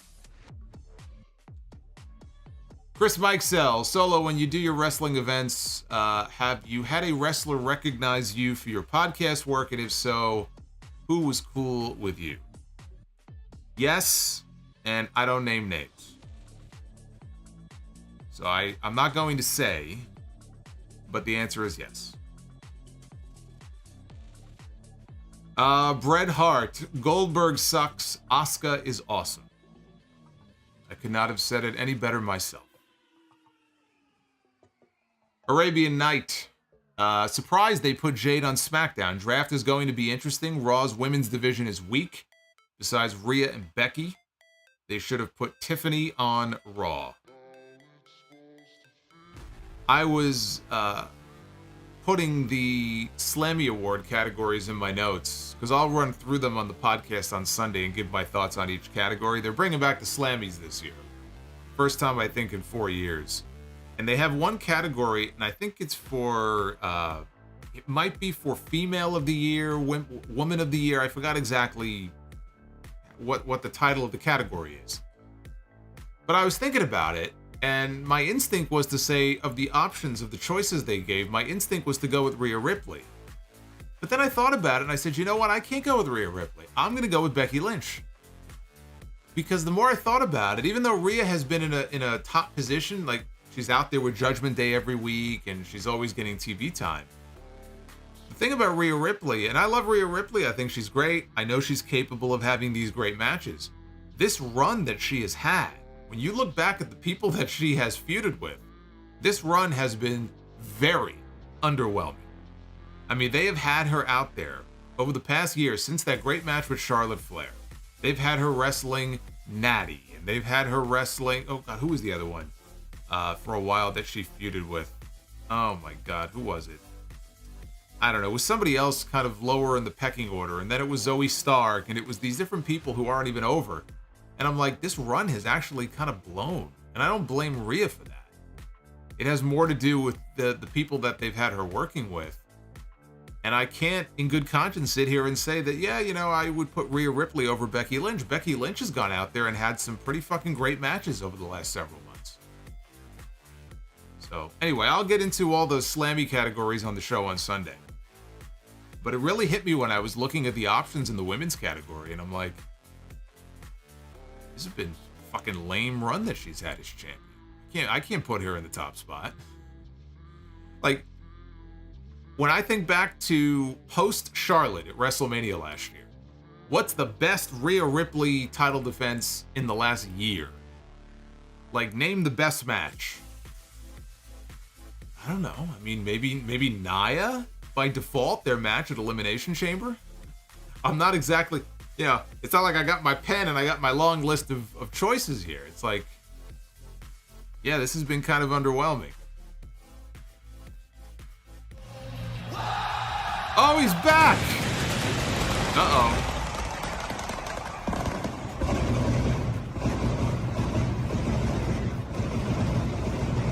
Hit the deck. Hit the deck. That's going to be WrestleMania. Is Issa still here? She's not here, right? But if she was here, get ready. That's what you're going to be seeing at the end of WrestleMania this year. Get your earplugs ready. Was that ABK? ABK is back. I was starting to get worried about him. Well, I thought, actually, you know what I thought? I thought maybe he went on vacation. I thought maybe ABK, he went away, some tropical destination where I wish I could be right now. Wherever he was, he is back, and I am very happy to see him back. ABK, I salute you, sir. I acknowledge you. And I very much appreciate the support. Holy shit. Dropping bombs on a Friday night. I'll tell you what, ABK just dropped a bigger bomb than Roman Reigns or Cody Rhodes did in that main event on SmackDown. That much I could tell you. Jamie Dorsch with the $10 super chat. ABK does rule. That's right. Jamie says, any desire I had to buy 2K24 went out the window after watching you play on episode 2. Suffering through the slowdown. Poor Solomonster. Keep playing. I probably will keep playing, but I'm waiting for the next patch because, you know, the thing is, like, some of these glitches are very funny. Maybe not to me after I've suffered through the 7th one in one sitting, but it's that lag. It's like the lag is no fun. It's not fun for me. I can't imagine it's fun for anybody watching. Like, who wants to watch that? You know, and again, I never had these issues with any of the other 2K games. I mean, I downloaded a fucking demo in Steam for Street Fighter 6 and had no issues. Like, it doesn't make sense. And it's not just that, it's all the other glitches and bugs and stuff. I'm like, you know, it's like I can understand sitting down and playing the game and having 1 or 2 glitches. Like, oh, that's funny. When you literally go from one glitch to the next, to the next, to the next, and it crashes 4 times in an hour, there's something wrong. And I don't think it's on my end. Brandon Vasquez, what is your Mount Rushmore of the worst WrestleMania matches of all time? I don't have a Mount Rushmore for worst WrestleMania matches, but if I did, Bret Hart and Vince McMahon, it pains me to say it, but Bret Hart's match would be on there from WrestleMania 26. That match sucked. That was terrible. I wish that match never happened. But, so that would be on there. I tell you what, Bret and Bob Backlund at WrestleMania 11 had a pretty fucking terrible match. Brock Lesnar and Roman Reigns from WrestleMania 34 might be on there. I can come up with a few. Jazz Jackrabbit, Cody being a good number 2. That's good shit, pal.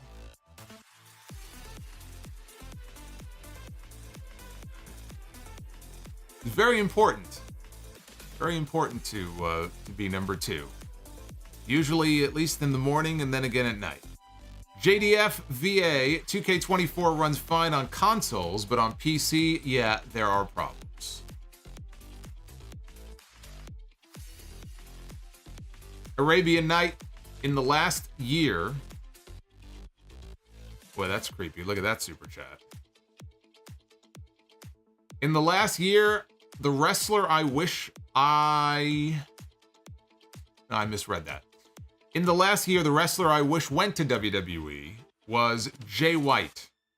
Feel his wrestling style even more than Ospreay would have translated well to the WWE style. I do too, and I actually said that I would love to see him in WWE, even though I thought AEW would probably be a better fit.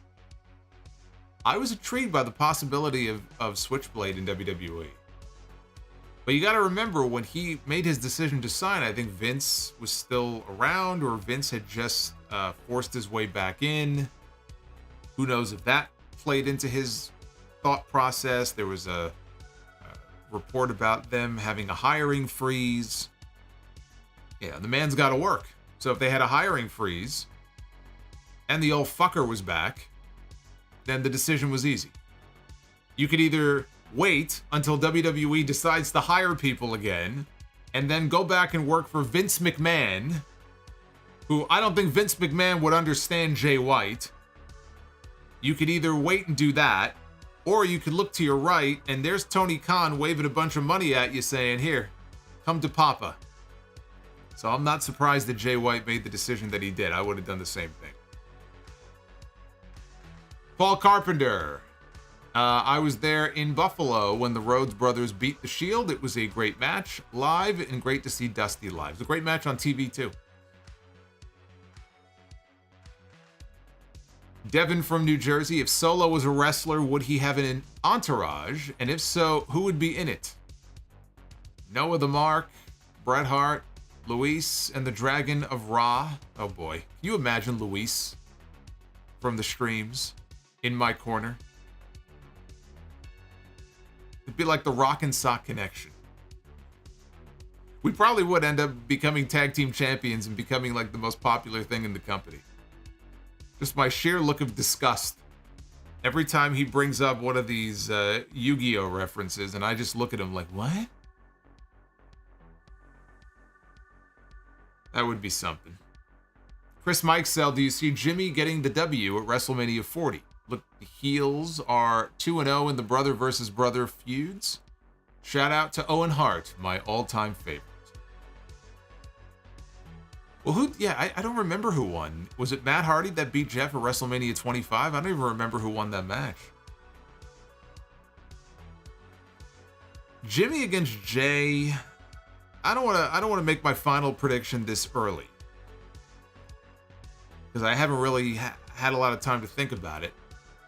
But I could see this being the first of multiple matches, and if it's the first of multiple matches, then yes, then Jimmy would win. Prince Vegeta, what is your all-time favorite comedy show? Mine is Between the Office and Always Sunny in Philadelphia. Seinfeld. Mike Witt, hot take. Gunther's title reign has been more impressive than Roman's. Way better matches in my opinion. I want Dustin to help Cody win on night 2. Well, that's not going to happen. It would be cool if Dustin could at least have permission to be there, like in the front row. And I don't know that that's much of a hot take, honestly. I don't think you're that crazy for saying that.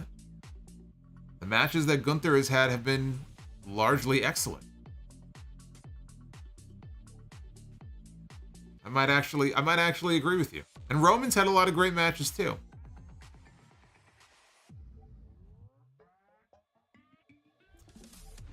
But thank you, Mike. Heart of Debonair. Roman the title. Rock intentionally costs Roman Reigns his match during Cody versus Roman 3. The Rock takes over the bloodline. Roman Reigns feuds with each member. Reunites with Jay until Mania match with Rock. I could see that. I think that's one way to lay it out. It's not unrealistic. Detective Tyler, assuming they would still have... And by the way, Heart of Debonair, I love that name. I love that name. Thank you for the $20. That's a great name. A very classy chap. Heart of Debonair. I feel like he has his car valet parked outside my house. Detective Tyler says, assuming they would still have Jimmy betray Jay, you can still tell the story of Jimmy breaking Solo out without going back to Roman. The betrayal already ruined the Usos arc, but that made it worse. Yeah, it was just, that's when I felt like the whole thing jumped the shark. That's when my whole attitude about the bloodline went from like still being into it and still being interested and excited to like, come on. You know, like, really? Hey Tyler, thank you though for the $9.99. MacTub with the $2 says, who's the third best member of the Shield for you? Man, for me, it would be Ambrose.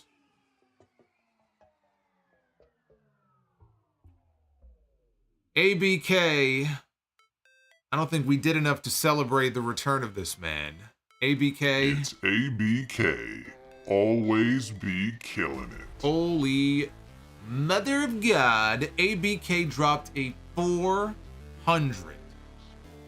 I couldn't see the amount before. Now I see it. I just saw red. Red can mean a lot of things. Red always means a good thing, but I couldn't tell what it was. But my God, ABK with a $412 super chat. I mean, if that's not deserving of a crowd chant, then I don't know what is. ABK, it's good to have you back, brother. Bleed Boston. Man, confetti. You know what? He does deserve confetti. Absolutely. If I could find where the confetti is. I don't know what I did with the confetti. What did I do with the confetti? The confetti's over here. ABK, you get confetti too. We're like throwing a party for this guy. There you go. Bleed Boston, do you think we'll get a heel Bianca against babyface Bayley feud after WrestleMania, or do they think that they need to put that feud to rest for a bit? I don't get that sense. I feel like they're going to put that to rest for a bit. I don't know that they want to turn Bianca heel. I don't get the impression at all that they want to turn this woman heel, so I don't see it. All right. Mystic J44. Hey, Solomonster. I know everyone has their own picks, but who do you think they are bringing up to the main roster from NXT after WrestleMania? Carmelo Hayes. I mean, once this feud is over with him and Trick Williams, I mean, we already had Carmelo Hayes on TV, but he was not officially called up. I don't see how you don't officially call him up coming out of Stand and Deliver. So if I had to pick a name, it would be Carmelo Hayes. Retro KOH. Angry video game nerd should play WWE 2K24. Yes, but only if he plays the PC version. If he plays the PC version, then I think you'll get angry video game nerd. Barry MK, 2K24 plays perfectly on PS5. PC always sucks.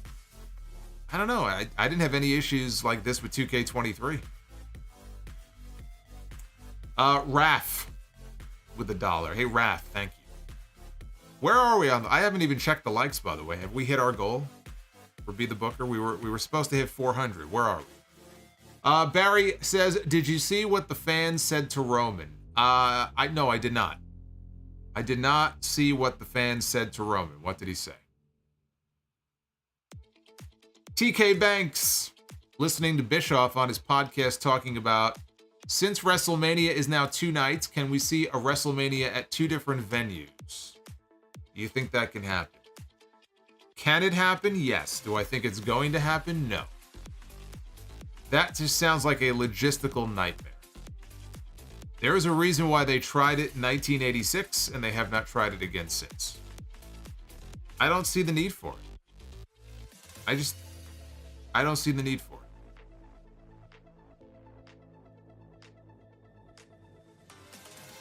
Hollywood guy. If CM Punk would not have been injured, do you think that we would have gotten this Roman versus Rock versus Cody feud? No, I don't.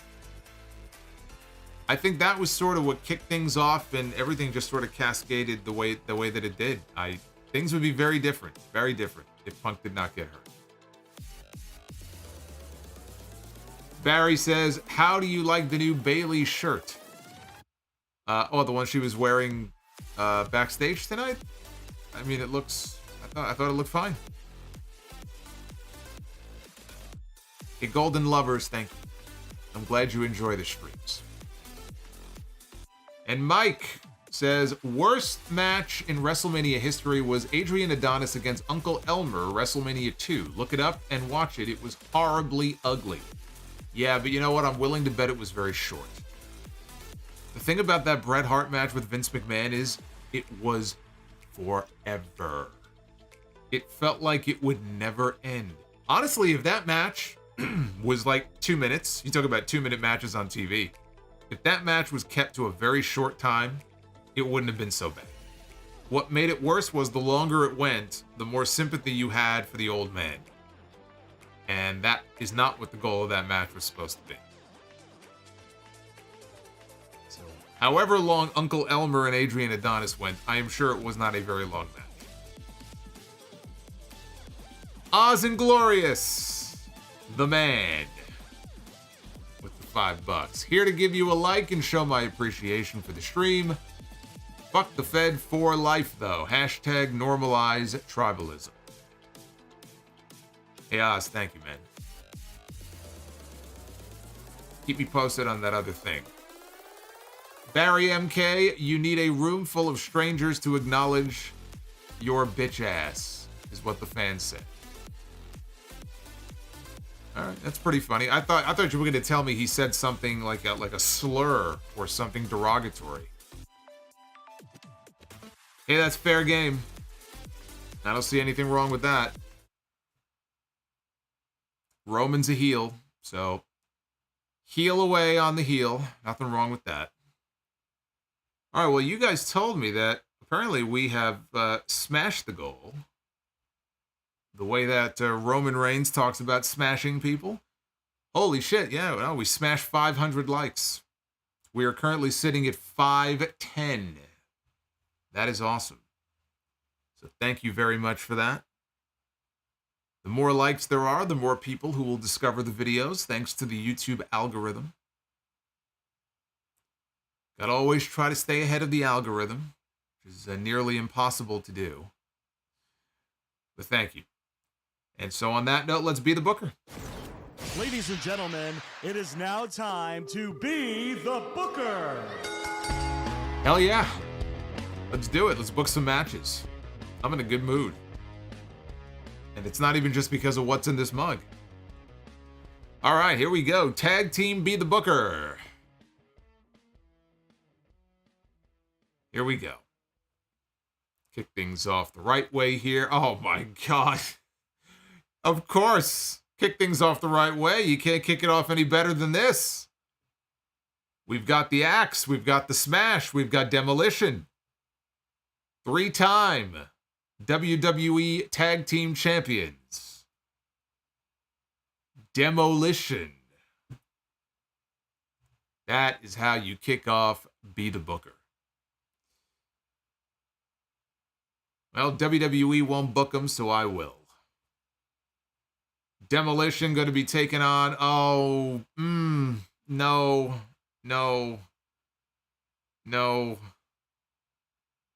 Oh, wait. What? I'm being told, breaking news here. Breaking news. Zip of the Body Don has accidentally zipped his dick in his pants, and he is on his way to the hospital to get it stitched.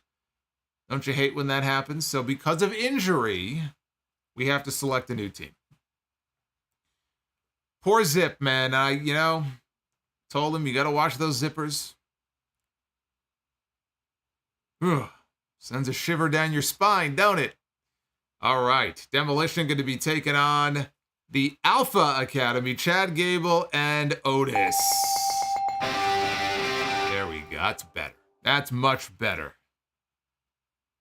Chad Gable and Otis against Demolition. I'll give that the bell. We got a bleeder. That's right. Poor Zip. You do it too fast sometimes, and man, it'll send your voice up a few octaves. All right, women's Be the Booker. We begin with the reigning women's world champion. A very different look here for Rhea Ripley, but there she is. Rhea Ripley. This was Rhea Ripley from her NXT days. Honestly, looks like a totally different person. And she looks great now, and she looked great then, but just a totally different look here. Rhea Ripley, man, I remember when she won the title from Shayna Baszler at Full Sail on that one episode, and all the fans and some of the wrestlers, they got in the ring with her and had her up on their shoulders. It was like a big celebration in the ring. What a great moment that was. Rhea Ripley, one-on-one with, oh my God, what are we doing here? Rhea Ripley and Lash Legend. Man. Rhea Ripley and Lash Legend. Maybe one day could be a very good match. Today is not that day. Today is unfortunately not that day. She's got some work to do. Men's Be the Booker. We need a tiebreaker.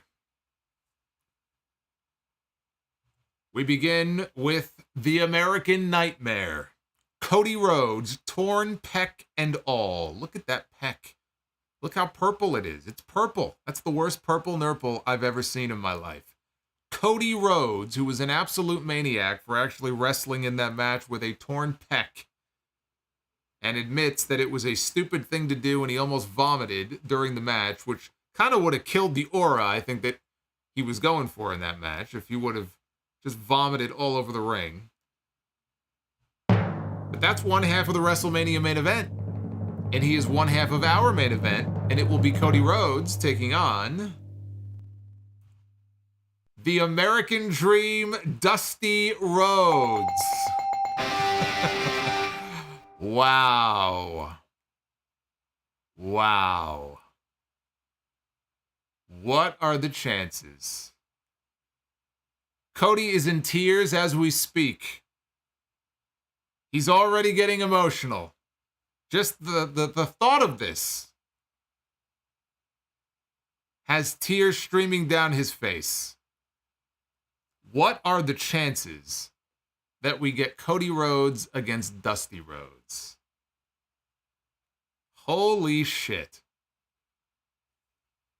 That would have been an epic match. If Dusty in his prime had the chance to work with his son in his, I'll tell you what we'll do. We'll add a stipulation to this match. Why not? Let's at least find out what kind of match they're going to have. I don't remember. I don't think I did. I didn't put bull rope in here, did I? No, I don't think I did. That would have been appropriate. I don't know if bull rope is in here. I don't think so. Well, let's see. What kind of match is Dusty and Cody going to be? Dusty Rhodes against Cody Rhodes on a pole, bro. Oh, no. Oh, no. We end with a buzzer. Oh, man. I should have left it alone. Ruined. Vince Russo ruins it as always. Cody against Dusty on a pole, bro. Vince Russo has struck again. Well, at least we have the memory of booking Cody and Dusty before we went and ruined it. What would they put on the pole, though, I guess? Maybe they could put the bull rope, like the cowbell. Maybe they put the cowbell on the pole. I don't know what they would put on the actual pole. Maybe they could put Russo on the pole and just leave him there. How about that? Detective Tyler with a $4.99 super chat. I still can't get over the fact that I booked Cody against Dusty like that at random. That is unbelievable to me.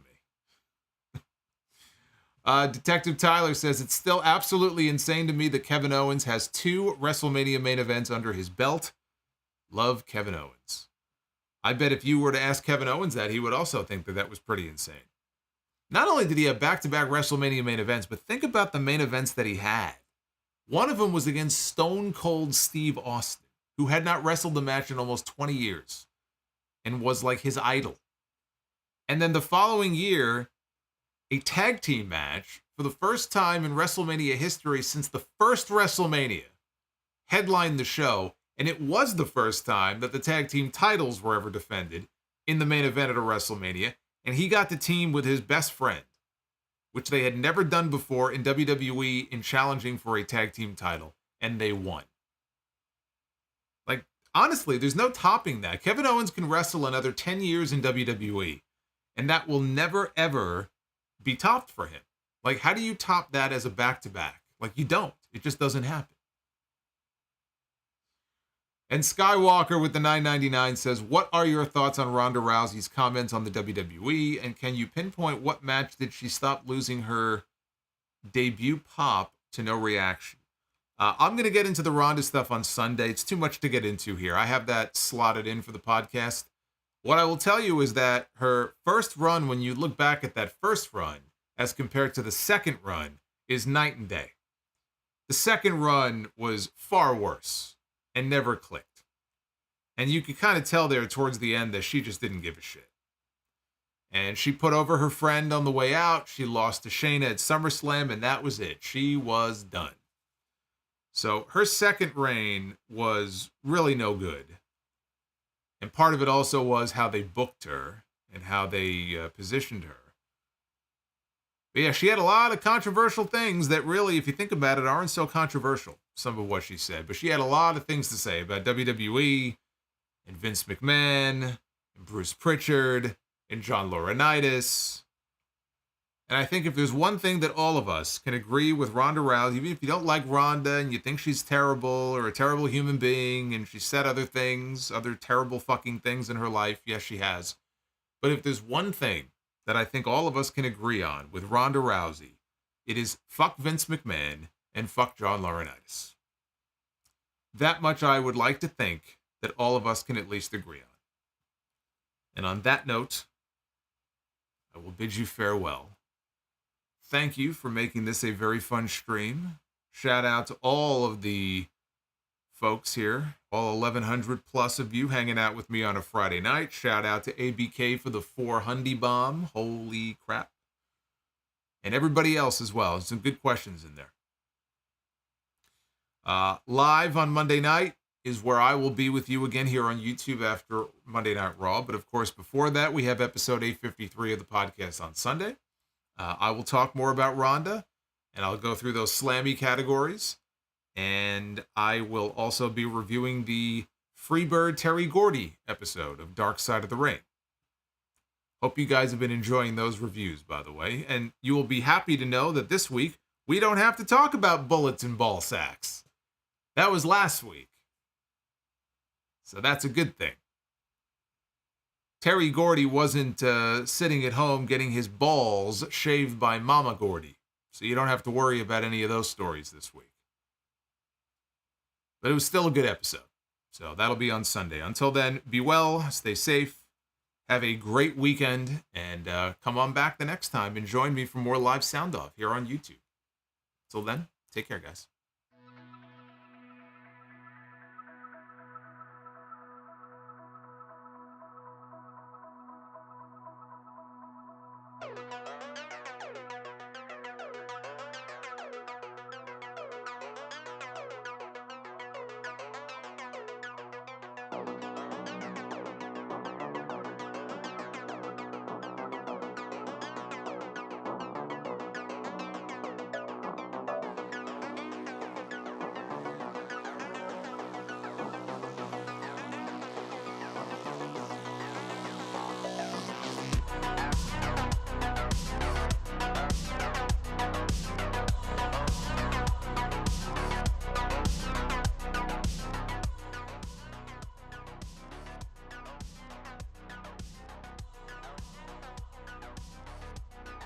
Hey, Clone Force coming in with the super chat. A late super chat from Clone Force.